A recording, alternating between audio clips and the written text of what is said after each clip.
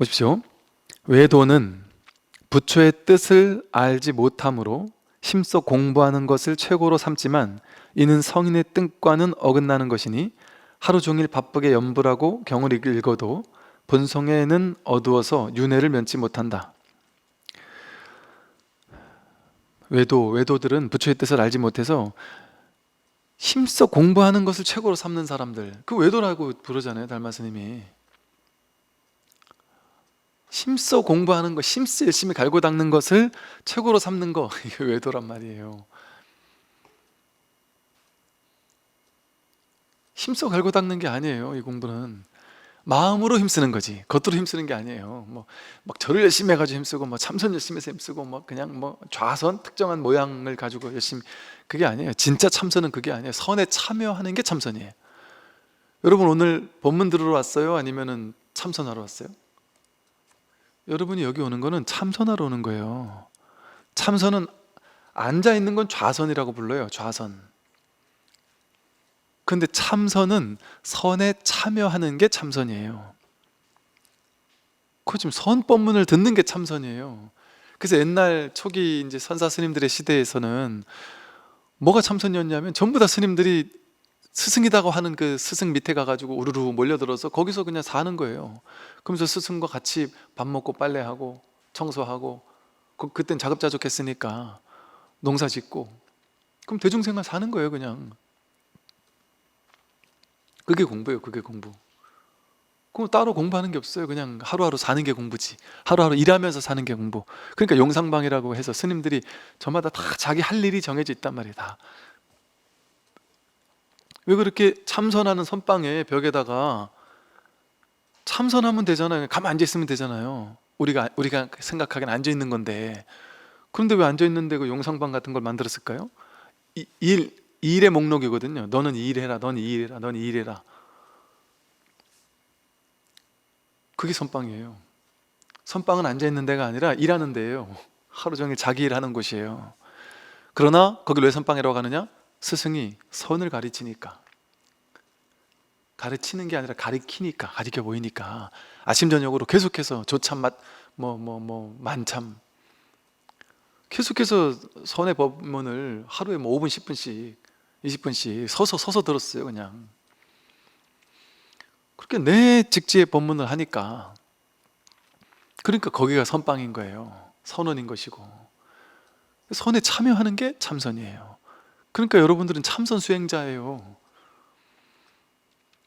그 어떤 분들은 공부 열심히 하면서도 이 습이 남아가지고, 노보사님들 중에 그런 분들이 계세요.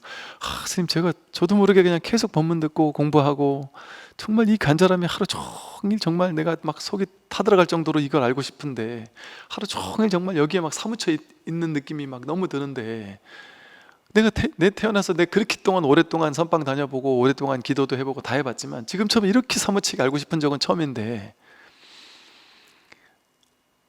한편으로는 오랫동안 내가 놓지 않고 있었던 이렇게 사경이 됐든 기도가 됐든 그럼 독경이 됐든 자기 수행, 이거는 정말 내가 평생 몇십 년 동안 하고 살았는데 거기에 이제 신경이 안 간다는 게, 그걸 안 하게 되다는 게 나도 모르게. 그러면서 한편으로 이게 망상인 줄 알지만 한편으로는 내가 이러면 되나? 내가 이 공부를 끊었네, 이 수행을 끊었네, 이런 생각이 든다는 거예요. 그분은 유의 조작의 수행은 끊었고 이제 무의의 진짜 불의중도의 수행을, 진짜 수행에 지금 딱 들어서 화두가 성성하게 들려있는 사람이거든요. 좀 쉽게 선으로 좀 쉽게 표현하면, 기도, 기복, 연불, 독경, 사경 이런 거 하다가 그거 끊고 화두가 딱 들려있는 사람이에요. 하루 종일 그냥 그것만이 궁금한데 그 화두가 성성하게 들려있는 사람이 의단동로가 되어가지고 그냥 그런 사람인데 이 습 때문에 그 기도가 안 하는 것 같다고 그런 생각할 필요 없단 말이에요. 그게 화두인데, 그리고 법문을 듣다 보면 저절로 이게 궁금해지는, 그게 화두라니까요. 이 공부가 정말 내가 한번 하고야 말겠다 하는 간절한 발심이 생기는 게, 그게 참선이에요. 그 생활 속에서 나도 모르게 늘 그냥 여기 목마르니까 할 수 있는 게 그냥 나도 모르게 자꾸 듣는 것밖에 없잖아요. 듣는 게 목적이 아니라 그냥 목마르니까 할 수 있는 게 없는 거예요. 그러니까 그냥 가만히 있을래니 자꾸 망상만 일어나니까 망상 일으키느니 그냥 듣자 이러는 거예요. 그게 어찌 보면 좀 조사선의 방식이고, 이제 나중에 이제 가나선의 방식은 망상 일으키느니 이걸 궁금해하자 이거예요. 그냥 앉아서 궁금해하자. 앉아가지고 막 이게 뭘까? 이게 뭘까? 이먹고 뜰 앞에 잣나무 하면서 이게 뭔가 하고 계속 뭔가 궁금함을 막 그냥 붙어서 버티는 거예요. 그 궁금함 앞에서. 근데 그게 어지간히 근기가 높은 사람 아니면 쉽지 않아요. 그렇게 앉아가지고 그 궁금함 앞에 딱 서 있기가 쉽지 않아요. 계속 망상이 들어가지. 그래서 이제 제대로 가르치는, 또 이제 가나선을 제대로 가르치는 분들은 옆에서 계속 내쳐준다고요. 그 분별을 딱 떼놓을 수 있도록, 분별 못할 수 있도록. 그리고 막 몰아붙이는 거예요. 막 생각할 틈을 안 주도록. 아직도 모르겠냐, 그것도 모르겠냐 하고. 그런데 이제 더 좋은 것은 그렇게 막 몰아붙이고 이런 것도 뭐 또 좋은 방법이기도 해요. 하나의 좋은 방편이기도 해요. 근데 가나선이 어떤 조사선에 비해서는 그렇게 많은 효과를 보지 못했어요. 역사 속에서. 그걸 통해 깨달았다 이런 사람들이 그렇게 많지는 않았고, 쉽게 말해 그 가나선을 만들었던, 창시했던 그 대해종고조차 막 그렇게 옆에서 밀어붙이고 막 이렇게 안 했단 말이에요. 그냥 편지 서간문 왔다 갔다 하면서 가나선적인 요소를 가지고 그 사람들에게 이렇게 경책해 줬던 거예요. 그러니까 어쩔 수 없이 만들어진 거예요. 어쩔 수 없이. 가나선은 이 초기 조사선으로 저절로 들리는 화두, 그게 진짜예요. 근데 그러니까 지금은 굳이 옛날같이 그 가나선이 만들어진 배경 자체가 대해스님을 만나야 법을 들을 수 있는데, 이 대해스님을 만날 수가 없는 거예요. 저 각 지역에 있는 고을 원님들이, 높은 사람들이. 그러니까 어쩔 수 없이 편지로 서간문으로 왔다 갔다 하면서 이 공부 지도를 받았던 거거든요. 그러니까 이거는 이렇게 어쩔 수 없이 이 물리적으로 멀리 떨어져서 법문 들을 수 없는 사람들이 할 수 있는 방법이에요. 어쩔 수 없이 고안해낸 방식이에요. 그러니까 사실은 이 방식은 사실은 고안하지 않는 게 좋았던 거죠. 왜냐하면 같이 공부할 수 있었으면 같이 공부하는 게 가장 좋은 방식인 거죠. 근데 그게 안 되니까 어쩔 수 없이 그렇게 했던 거예요. 그런데 지금은 시대가 어때요? 그게 가능한 시대예요. 안방에서 길을 걸으면서, 산길을 걸으면서 법문 들을 수 있는 시대예요, 지금은. 그러니까 이제 뭐 가나선이 근기가 맞으면 글을 해도 좋고, 근데 내가 그게 근기가 좀 안 맞는다 이러면 그냥 법문 들으면 된단 말이에요. 이게 참, 무조건 법문 듣는, 이걸 자꾸 이게 또 이게 어쩔 수 없이 이렇게 말하는 거잖아요, 그죠? 법문을 들어라 하는 소리가 다른 게 할 게 없으니까 법문 듣는 거예요. 그냥 법문 듣는 게 수행법이라는 게 아니고요.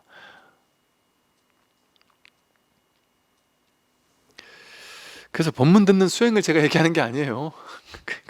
법문 듣다 보면 저절로 이 화두가 들리도록 만들어 주니까 그냥 자꾸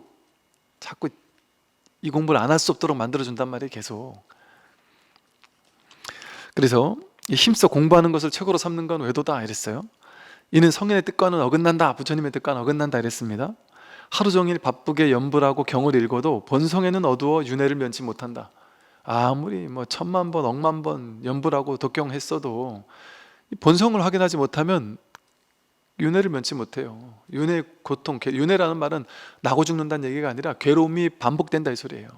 생사가 반복된다 이 소리예요. 윤회가 없다는 소리는 뭐냐면 불생불멸을 깨달은 걸 윤회가 없다고 말한 거예요. 제가 무생법인을 윤회가 없다는 표현으로 한 거예요. 윤회는 태어나고 죽고 태어나고 죽고 반복한다는 얘기 아니에요. 근데 본래 태어나는 것도 없고 죽고 죽는 것도 없다는 걸 깨닫는 게 이 본성을 확인하는 거잖아요. 그러니까 이 자리에서는 무슨 윤회가 있어요. 생사가 없는데 무슨 윤회를 얘기를 하냔 말이에요, 여기서는. 그러니까 이 윤회가 있냐 없냐 가지고 아직도 논쟁을 한단 말이에요. 심지어 그 유튜브에 유명한 가르치는 사람들 사이에서도 누구는 윤회 있다주의자, 누구는 윤회 없다주의자 한단 말이에요.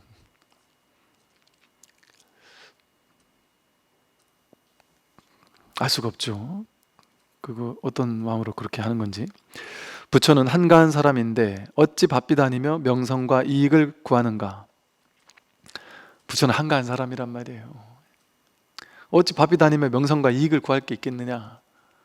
현실적으로는 뭐 이 공부를 했어도 뭐 할 일을 할 수 있겠죠. 그러나 막 그 추구심, 막 세속적인 추구심, 그게 힘이 좀 빠진단 말이에요. 인연 따라 뭐 그냥 자기 인연 따라 할 수는 있겠지만 막 그런 욕망, 욕구 이런 거는 탁 쉰단 말이에요. 쉰다는 말이 그렇게까지 중요하지가 않아요. 이 세상에 그렇게까지 막 심각한 일이 없어요. 이렇게 살 수도 있고 저렇게 살 수도 있어요. 그러니까 뭐 하나 난 반드시 이래야 되라는 게 없어요. 이렇게 살아도 되고 저렇게 살아도 되지. 이걸 해도 되고 저걸 해도 되지. 성공해도 되고 실패해도 되지. 돈 있어도 되고 없어도 되지. 있으면 있으면 좋지 뭐. 없으면 뭐 없을 수도 있지.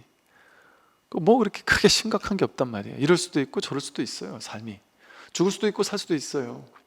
좀 빨리 죽을 수도 있고 좀 오래 살 수도 있어요. 좀 아플 수도 있고 안 아플 수도 있어요. 그건 나에게 달린 일이 아니에요. 나는 그냥 내가 할 수 있는 일, 조금 더 건강하면 더 좋으니까 조금 더 내 건강을 위해서 안 좋은 음식 좀 덜 먹고 운동 좀 하고 뭐 이런 정도의 노력을 할 수 있겠죠. 뭐 그것도 안 하면은 아예 자기가 원인을 제공조차 안 하는 거니까 인연이라 그러잖아요. 인연과보라 그러잖아요. 내가 마음을 가지고 노력하는 인이 있으면 보조적인 연이 거기에 딱 달라붙어 가지고 과보를 만들어낸단 말이에요. 건강한 몸을 만들어낸단 말이에요. 근데 내가 아예 건강에 대한 마음조차 없으면 그 연이 따라올 일이 있겠어요? 내가 뭐 어떻게 뭘 하겠다는 마음이 없으면, 내가 마음이 없으면 연들이, 보조적인 연들이 따라주겠어요? 그러니까 아무것도 안 하면 안 되는 거예요. 자기가 하려고 해야 돼요. 다만 거기 과도하게 집착만 안 하면 돼요. 왜? 나는 인을 펼쳐내서 마음 낼 수는 있지만 그 연이 받쳐줄지 안 받쳐줄지는 알 수 없단 말이에요. 그거는 나에게 달리는 게 아니라 우주 법계 법신 부처님이 알아서 할 일이니까, 나는 어떻게 되는, 내 인생이 어떻게 될지를 나는 몰라요. 법이 알지. 그러니까 나는 모르겠다, 법에게 모든 걸 맡긴다 하고 마음 편하게 사는 거예요. 하고 싶은 거 하면서 남들 피해주지 않고 조금이라도 남들 뭔가 작게나마 도움을 주면서, 그러면서 인연 따라 사는 거예요. 하고 싶은 거 있으면 하면서, 가슴 뛰는 일 있으면 하면서. 그러나 그게 반드시 돼야 된다는 생각은 없이. 그러니까 세상 마음껏 편한 거예요. 그런데 더 열정적이라니까요. 열심히 살아요. 열심히 살아요. 쉬고 있는데.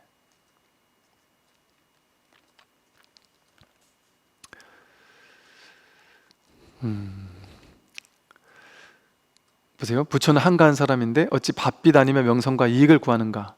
구한들 나중에 어디다 쓰겠느냐? 견성하지 못한 사람은 경을 읽고 연불하며 오래 배워 정진하고 하루 종일 수행하며 오래 앉아 눕지 않고 널리 배워 많이 아는 것을 불법으로 여기니 이런 중생은 다 불법을 비방하는 사람이다. 이 달마 스님이 좀 성격이 아주 쾌활쾌활해요. 아주 활달자제해요. 그냥 대놓고 하고 싶은 말 다 하는 거예요. 그냥 있는 그대로 말을. 눈치 안 보고. 견성하지 못한 사람은 경을 읽고 연불하고 오래 배워서 정진도 하고 하루 종일 수행해봐야 오랫동안 앉아서 딱 좌선한다고 앉아가지고 눕지 않고서 막 그냥 장자부를 하고 앉아가지고 널리 배워가지고 많이 아는 거, 그 불법이라고 여기잖아요. 그런데 이런 중생은 다 불법을 비방하는 사람이다. 아까 들어오기 전에 한번 읽어보고 오느라고 이렇게 쓱 읽다가 이걸 읽어보고서는 이런 중생은 다 불법을 비방하는 사람이다. 요거 읽고서 혼자서 그냥 빵 터져가지고 얼마나 웃겼는지. 달마스님도 참 이렇게까지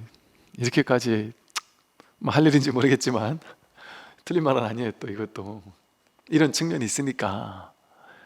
그러니까 불법을 비방하지 않아야 돼요. 우리는 이 말을 오해하시면 안 됩니다.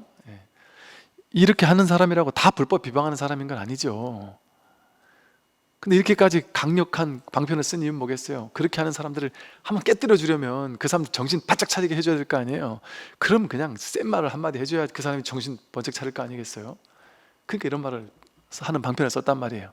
근데 뭐 이 자리를 확인하고 난다면이야, 그 다음에는 연불해도 좋고 앉아있어도 좋고 정진해도 좋고 수행해도 좋고 많이 알아도 좋고 경전을 봐도 좋고 교리 공부를 해도 좋고 다 좋아요. 이 공부를 하고 난 다음에는. 근데 이 공부하기 전에 깨닫기 위해서, 견성하기 위해서 이렇게 하면 견성할 줄 알고 한다, 그러면 안 된단 말이에요. 오히려 공부가 안 돼요. 진도가 안 나가요. 공부는 오히려 더 멀다니까요. 법과 점점 가까워지는 게 아니라 법과 점점 멀어진다니까요. 분별만 자꾸 더 생기고, 분별의 지식만 자꾸 더 생기잖아요. 그러니까 오히려 부처님 가르친 게 자꾸 멀어지는 거니까 불법을 비방하는 거다 이랬죠. 불법과 더 가까이 가야 되는데 자꾸 멀어지는 짓을 하고 있으니까. 앞부처와 뒷부처가 다만 견성만을 말할 뿐이다. 견성하지 못하고 나는 위없는 깨달음을 얻었다라고 한다면 이 사람은 큰 죄인이다. 앞부처와 뒷부처 모든 부처님들은 전부 다 오직 이 견성, 자기 성품 이거 확인하는 거, 이거 하나만을 말씀하셨다. 이거를 확인하지 못하고서 자기가 깨달음 얻었다라고 한다면 그 사람은 죄인이다. 죄인, 대망어죄 이렇게 얘기하죠. 10대 제자 중에 아나는 법문을 가장 많이 듣기로는 첫째였지만 많이 듣기만 할 뿐 알지 못하면 외도일 뿐이라는 부처님의 꾸짖음을 받았다. 아난존자가 부처님 다문제일이라 그러잖아요. 다문, 많이 들었다 이 소리예요. 부처님 법문을 제일 많이 들은 사람이 아난존자예요. 부처님 옆에서 부처님을 평생토록 시봉했던 비서실장이었잖아요. 부처님 사촌 동생이기도 되고 같은 왕족이었고, 부처님을 계속 옆에서 모시고 시봉하고 모든 법문을 다 들었단 말이에요. 그런데 부처님 제자들 중에 아라한과 증득한 사람이 얼마나 많은 줄 아세요?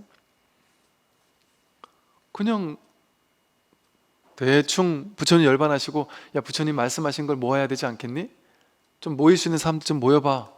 그랬더니 뚝 모인 게 500명이 모였을 정도니까, 아란가 증득한 사람이 엄청 많았던 거예요. 아란가 증득한 사람이.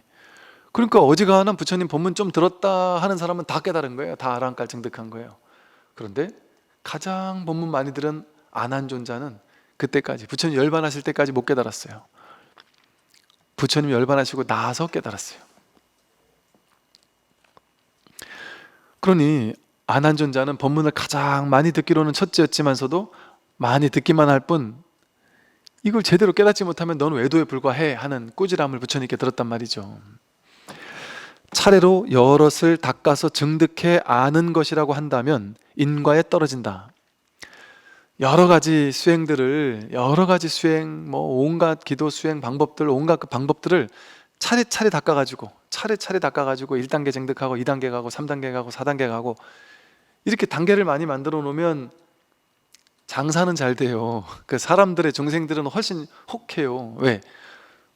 우리는 성취감 느끼는 걸 제일 좋아하거든요. 사람들은 1단계 올라갔다, 2단계 올라갔다, 3단계 올라갔다, 4단계 올라갔다, 그 위에 이제 지도자 과정 올라갔다, 그럼 너도 이제 중간 관리자가 될 수 있어. 이런 걸 제일 좋아해요. 뭔가 성취감 있잖아요. 성취감. 근데 이 공부는 그렇게 하는 게 아니고 1단계, 2단계, 3단계, 4단계 이렇게 되지가 않아요.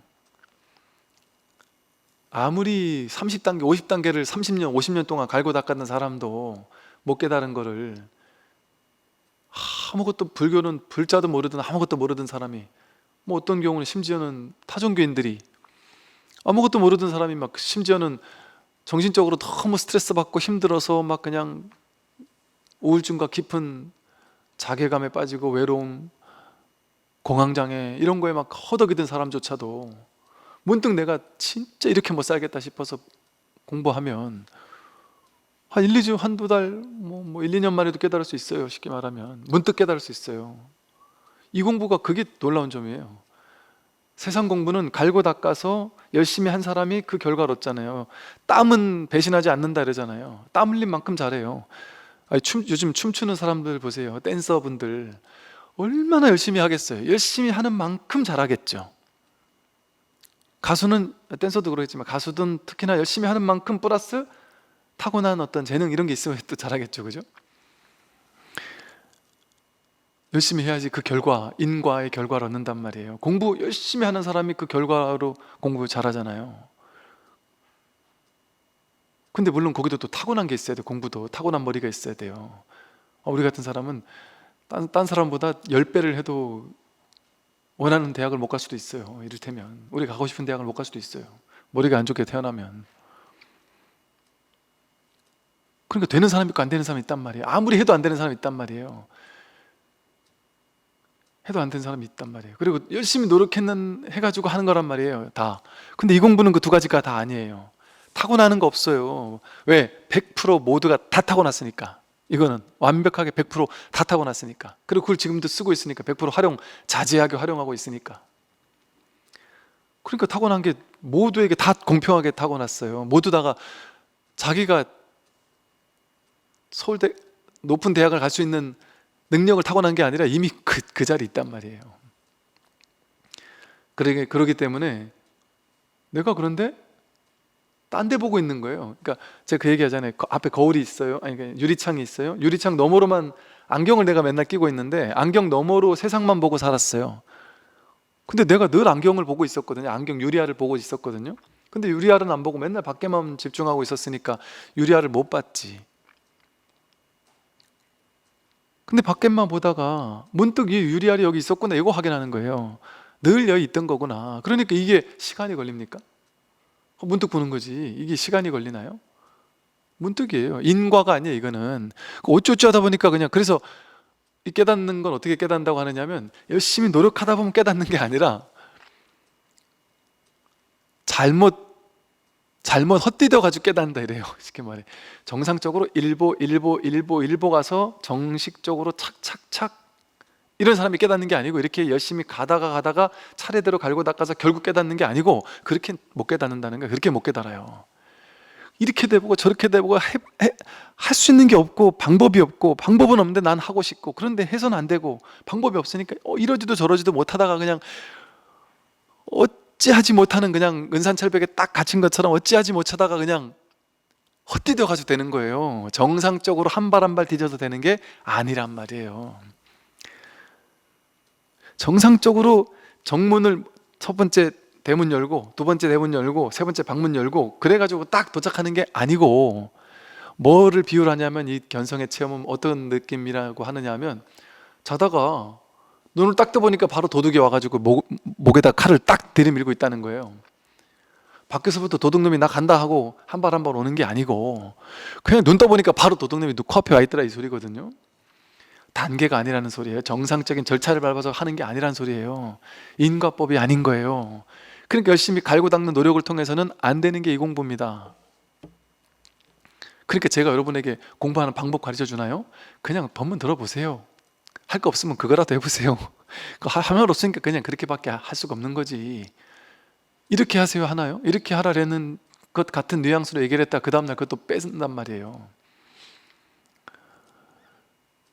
이게 옳은 거다라고 얘기했다가 거기도 집착하면 안 된다고 한단 말이에요. 심지어 자기 성품 확인해야 된다고 그렇게 강조하고 주장하다가 자기 성품이 어디 있느냐, 성품이라는 것도 하나의 방편에 불과하다, 그런 게 없다라는 사실을 깨닫는 거다, 그것도 뺏는단 말이에요. 싸그리 뺏어버린단 말이에요. 주는 듯 줬다 뺏는 거예요, 쉽게 말해서. 그래서 이 공부를 잘 가르치는 사람은 줬다 뺏어야 돼요. 계속 주기만 하면 큰일 나요. 건강한 사람에게라도 약을 계속 주면 어때요? 병 나요. 반드시 줬다가 뺏어야 돼요. 적절하게 자기가 거기 매이지 못하게, 머물지 못하게, 묶이지 않도록. 그래서 이 공부는요, 여기서 말하듯이 차례차례로 여럿을 닦아서 여러 가지 수행법을 닦아가지고 정듣게 아는 것이라고 한다면 그건 인과에 떨어진다, 그런 게 아니란 소리예요. 그건 인과에 떨어지는 공부란 소리예요. 그러니까 그냥 꽉 막혀 있는 거예요. 모르겠다 이런 거예요. 깨닫기 직전까지 모르는 거예요. 그냥 아하 하는 말로 한다면 그 어떤 전환의 순간, 그 순간이 오기 전까지는 그냥 모르는 거예요. 나는 죽었다 깨어나도 모르겠다, 정말 모르겠다, 한 발도 진도가 안 난 것 같다, 이래 정상이에요. 와, 나는 1년 전에 법문 듣기 시작할 때랑 지금이랑 오히려 더 깜깜해진 것 같다, 더 모르겠다, 한 발도 앞으로 못 나간 것 같다. 그게 공부 잘하는 사람이에요, 여러분. 스님, 저는 왜 1년을 공부했는데도 이렇게 모르겠죠? 이래야 정상적인 사람이지. 1년 공부하니까 이제 제가 이제 그냥 훤한데요? 알겠는데요? 그럼 말 뜻을 알겠는 거잖아요. 말 뜻을 알겠는 거잖아요. 진짜 이걸 알겠냔 말이에요. 이거라니까 여러분. 이거예요. 그냥 아주 단순한, 아주 이걸 알겠느냔 말이에요. 이게 명백한 거예요. 이게 선명한 거예요. 대충 그냥 뭐 모호한 거 아니에요, 이거. 이걸 알면 되는 거예요, 그냥. 이거는 너무나 당연한 거예요, 너무나 당연한 거. 이거 하나 아는 거예요, 이거 하나. 모르겠으면 집에서라도 언제나 뭐 모르겠으면 손이라도 한번 들어보고, 무엇이든 다 이거 아닌 게 없으니까. 늘 우리가 이렇게 쓰고 있는 건데, 지금 제가 처음 시작할 때부터 지금까지 1시간 20분을 떠들면서 네, 이거 가지고 이거를 직진심한 거예요. 직진심 한 거예요. 이게 직진심이에요. 이게 하는 게 직진심이고, 손가락 이러는 게 직진심이고, 이러는 게 직진심이 하는 거예요. 너무 명백한 거예요. 뭘 하든 항상 이렇게 살아있잖아요. 드러나 있잖아요. 이렇게 비추고 있잖아요. 뭐 이렇게만 해야 됩니까? 이렇게만 해야 됩니까? 이렇게만 해야 됩니까? 섰다 앉아도 되는 거고, 뭘 해도 다 이렇게 비추고 있잖아요. 볼 때, 들을 때, 말할 때, 행동할 때 항상 언제 어디서든 이게 다른 게 아니에요. 보는 거 다른 거고 듣는 거 다른 게 아니에요. 생각하는 거 다른 거 같잖아요. 아니에요. 같은 거예요. 같은 하나가 하는 거예요. 같은 하나가. 이게 제가 요즘에 보니까 놀라운 그게 있었더구만요. 그 공감각이라고 해서 듣는 것을 색으로 표현하는 사람들이 있대요. 어떤 노래를 듣고서 이건 무슨 색 같아, 이런 식으로 표현한다는 거죠. 근데 그게 대부분 사람들이 그런 공감각이 있대요. 눈이 듣는다, 귀가 본다, 뭐 이런 식의 시적인 표현들도 한 번씩 있잖아요. 그게 무슨 말이에요? 보는 것과 듣는 게 다르지 않다는 거예요. 근데 이게 과학적으로 요즘에 증명이 됐다 그러더라고요. 솔깃한 연구들이 있더라고요. 보는 것과 듣는 것, 말하는 것, 생각하는 게 다른 것 같지만 하나의 작용이라는 거예요. 하나라는 거예요, 하나라고. 뭐 자세한 원리 모르겠는데 그 TV에 보니까 그 유명한 무슨 과학자가 나와서 그 얘기를 하대요. 보는 거, 듣는 거 이런 게 다른 줄 알았더니 과학적으로 보는 게 다르지 않더라, 이런 얘기를 하더구만요. 이게 선사 스님들이 늘 하던 얘기예요. 그러니까 귀로 본다, 눈으로 듣는다, 이런 얘기들을 스님들 많이 하시거든요. 그 내가 세상을 보는 게 아니라 세상이 나를 본다, 내가 우물을 보는 게 아니라 우물이 나를 본다, 내 눈동자가 세상을 보는 게 아니라 세상 전체 다 눈동자다, 이런 식의 표현한단 말이에요. 꿈속에서 봤고 들었어요? 생각도 했고 말도 했어요? 느끼기도 했어요? 꿈속에서. 그죠? 뭘로 했죠? 그때 눈으로 하고 귀로 듣고 했나요? 꿈속에서 본 걸 눈으로 봤고 꿈속에서 들은 걸 귀로 들었고 그랬나요? 꿈 전체에서 보고 듣고 느끼고 알고 한 모든 것이 다 하나가 한 거잖아요. 하나가 꿈의 세계를 확 펼쳐낸 거잖아요. 그 하나가 한 거지. 그 각각 그 기능들이 따로 있어요? 없어요. 눈 깊고 혀문 뜻이 따로 있는 게 아니에요. 그냥 그 인연 따라, 그렇게 인연 따라 그냥 생기고 사라지고 끝나는 거지. 그러니까 무안이비설신의 무색상미촉법, 무안개 내지 무의식계 이러잖아요. 그건 본래 없는 거라는 거예요. 이 하나가 그냥 하는 거예요. 이 하나가. 이 단순한 사실, 이걸 돌아오는 거예요. 그냥 이 공부밖에 없어요. 이 공부는. 그래서 이거는 인과가 아니에요. 원인을 갈고 닦아서 결과를 얻는 것이 아닙니다. 원인을 열심히 갈고 닦아서 결과가 난다 이러면 그것은 중생의 업보일 뿐이어서 생사를 면치 못하니 부처님의 뜻과는 어긋납니다. 그거는 중생의 업보예요. 원인을 갈고 닦아서 결과를 얻는 거는. 그 인과법이잖아요. 이건 비인비과예요. 인과가 아니에요. 그러니 부처님 뜻과는 어긋난다라고 얘기했잖아요. 이는 곧 부처를 비방하는 중생이니 물리쳐도 허물이 없다. 그런 사람은 그냥 물리쳐 버리란 말이에요. 비방하는 사람이다, 부처님을.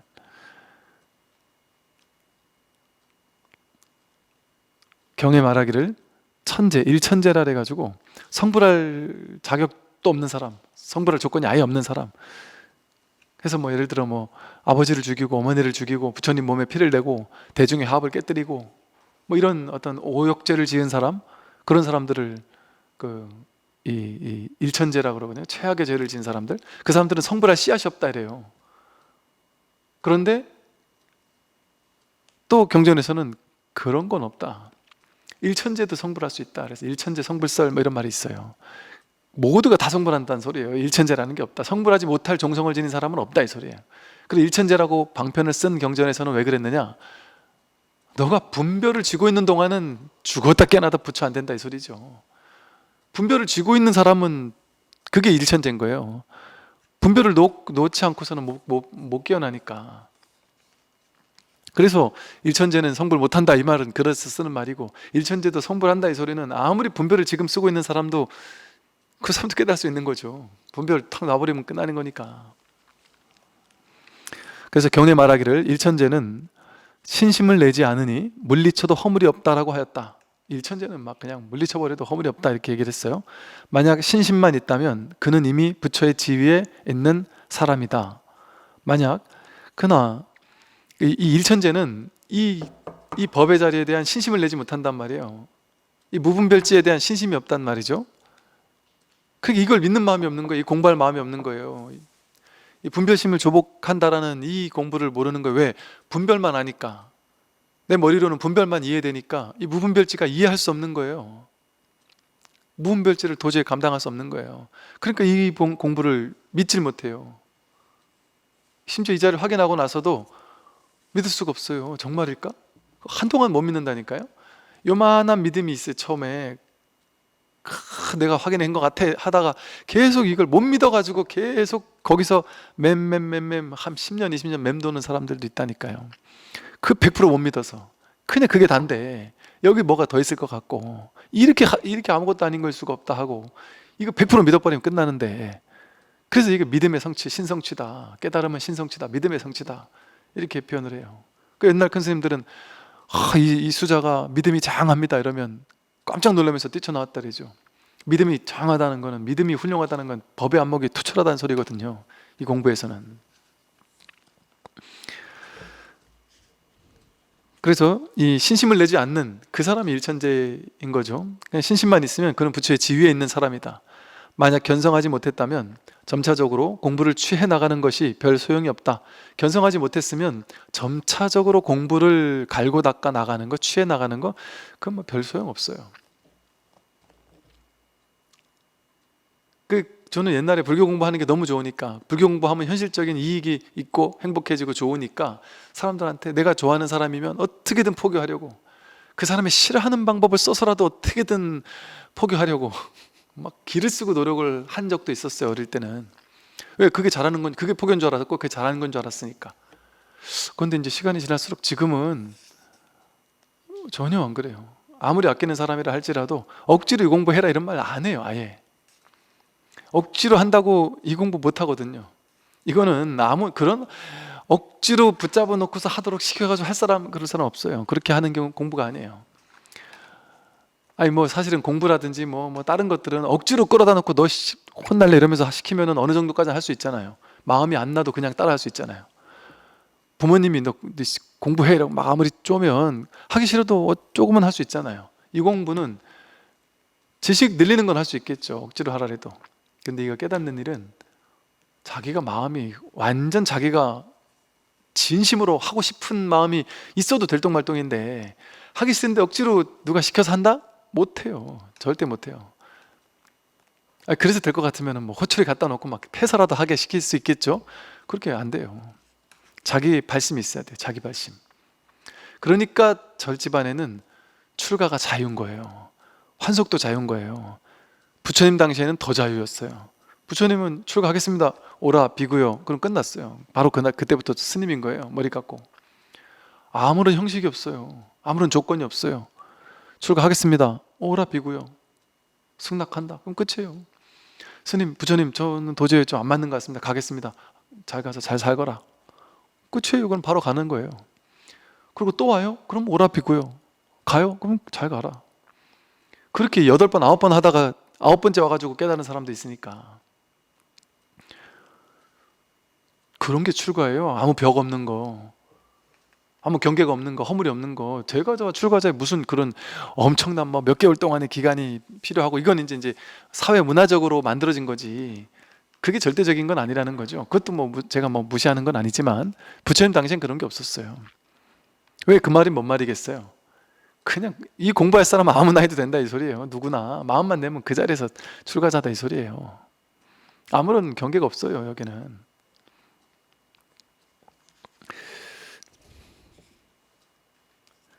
그래서 이 점차적으로 공부를 취해 나가는 거, 이건 뭐 별생 없습니다. 다른 선량한 성인을 비방하지 말지니 스스로에게도 이익될 것이 없으며 선과 악이 뚜렷하고 인과가 분명하며 천당과 지옥이 눈앞에 있다.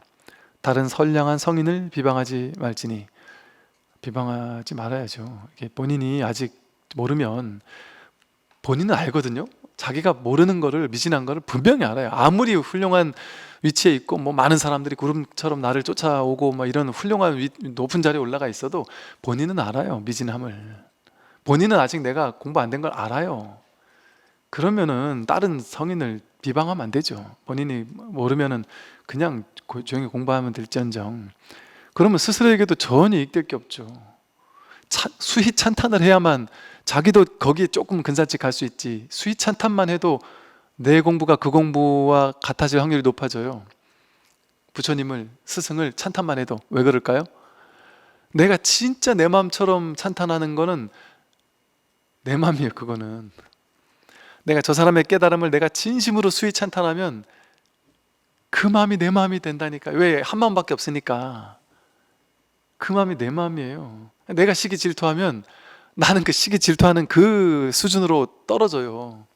내가 진심으로 수위 찬탄해서 좋아하고 기뻐하고 내일처럼 기뻐해주면 그 사람의 공덕이 내 공덕이 된다니까요. 왜? 그 공덕은 둘이 없어요. 마음은, 공덕의 마음은 두 개가 아니에요. 하나예요. 그러니까 우리가 부처님을 수위 찬탄해야 된다는 얘기가 경전에 얼마나 많이 나옵니까? 부처님을 수위 찬탄을 한다는 거는 내가 바로 부처님이 된다는 소리예요. 내가 바로 부처님이 된다는 소리예요.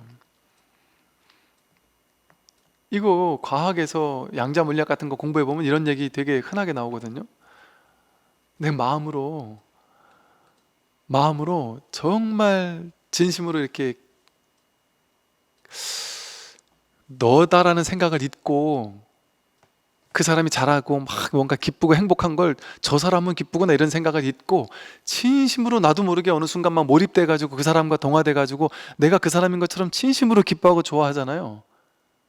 그럼 그 순간이 그 공덕이 내게 되는 거예요. 왜 그럴까요? 세상에 너와 나가 실제로는 없기 때문에 그래요. 마음 하나이기 때문에 그래요. 이 물질이 이게 내가 아니에요.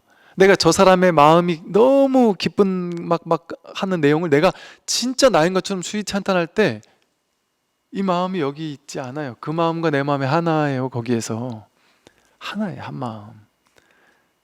그러니 그게 내 공덕이 된단 말이에요. 내 공덕이 된다니까요. 여러분, 딴 사람들이 잘한 거 칭찬해주면, 진심으로 찬탄해주면 그게 내 공덕이 돼요. 그러니까 힘들게 내 돈 안 써도 남들이 TV에 보면은 막 누가 막 5억 10억을 어디에 희사했다, 보시했다, 뭐 좋은 데 썼다 이런 얘기 나오잖아요. 그러면 정말 대단한 사람이다, 정말 훌륭하다 하고 내일처럼 기뻐해주고 정말 내일처럼 수위 찬탄해주면 내 공덕이 된다니까요. 이게 수위 찬탄의 놀라운 비밀이 지금 양자 물리학 같은 데서 대충 정말 그렇더라라고 얘기를 하고 있거든요. 진짜 두 마음이 없다는 것이 확인되고 있다니까요. 그래서 스스로에게도 성인을 비방하는 것은 이익될 것이 없으며 선과 악이 뚜렷하고 인과가 분명하여 천당과 지옥이 눈앞에 있다. 그렇게 그런 나쁜 짓을 하면 그건 자기가 잘못한 것이 뚜렷하게 선악에 대한 인과를 받는다 이 소리죠. 현실에서는. 왜? 그거는 지혜의 작용이 아니잖아요. 자기 분별의 작용이잖아요. 누굴 비방하고 비난하고 하는 거는 선행 악행이잖아요. 그런 걸 하면은 천당과 지옥 같은 인과적인 결과에 떨어지는, 인과에 떨어져서 삿된 과보를 받는 그 일이 자기 눈앞에 드러날 수밖에 없다는 거죠. 그러니까 그렇게 삿된 일을 하기보다는 내 공부에 도움되는 일을 해야 된다. 그래서 우리가 이 공부에 아주 좋은 게, 진짜 내가 공부하려면 뭐만 하면 되느냐 하면, 공부하는 분위기, 찬탄할 만한 분위기, 그 그룹, 그 어떤 승가라 불러요 불교에서는. 그런 어떤 좋은 공부할 수 있는 자리, 법의 자리, 그 자리에 깃들기만 하면 돼요. 자주 찾아가고 자주 보고 자주 내가 귀 기울이고 자주 책을 봐도 경전을 보고 어록을 보고 뭔가 이 법에 관심을 기울이고 이 관련된 사람을 만나고 싶어 하고 이 법문을 듣고 싶어 하고, 그리고 이것과 좀 어긋나는, 공부와 좀 어긋나는 과도한 분별 있잖아요. 분별에 따른 집착과 욕망, 그런 자리엔 될 수 있으면 덜 가고, 될 수 있으면 좀 덜 얽매이고, 될 수 있으면 좀 이렇게 거리를 두고, 그러나 뭐 어쩔 수 없이 뭐 한때는 어쩔 수 없더라도, 그러니까 가능하면 그런 자리를 조금 멀리하고 이 공부의 자리와 내가 조금 더 관심을 더 많이 두는 거, 그게 알았냐고, 그게 수행처고, 그게 바로 승가고, 그게 바로 심출가예요. 몸은 세속에 있는데 마음은 내가 늘 이 공부에 더 관심이 있어. 세속보다 이 공부에 더 관심이 있어. 분별보다 이 공부에, 무분별죄에 더 관심이 있다. 그게 출가한 사람 아니겠어요? 옛날 부처님께서 말씀하시고 서산대사가 말한 것처럼 절집안에 승복 입고 맨날 딴 생각만 하면 그 삿된 사람이에요. 스님이 아니에요. 근데 제가자로 있어도 이 공부에 대한 간절히 그리워하고는 마음이 있으면 그 사람이 깨어있는 사람이에요. 그 사람이 수행자예요. 그 사람은 그 수의찬탄의 공덕을 받습니다. 그래서 물드는 공부라고 했죠. 훈습하는 공부다. 그 분위기, 공부의 분위기, 그 분위기에 나도 모르게 젖어드는 거예요. 그냥 그러려면 거기 자주 노출시키는 거예요. 그냥 나를 자꾸 공부 쪽에 노출시키는 거, 그게 이 공부의 전부예요.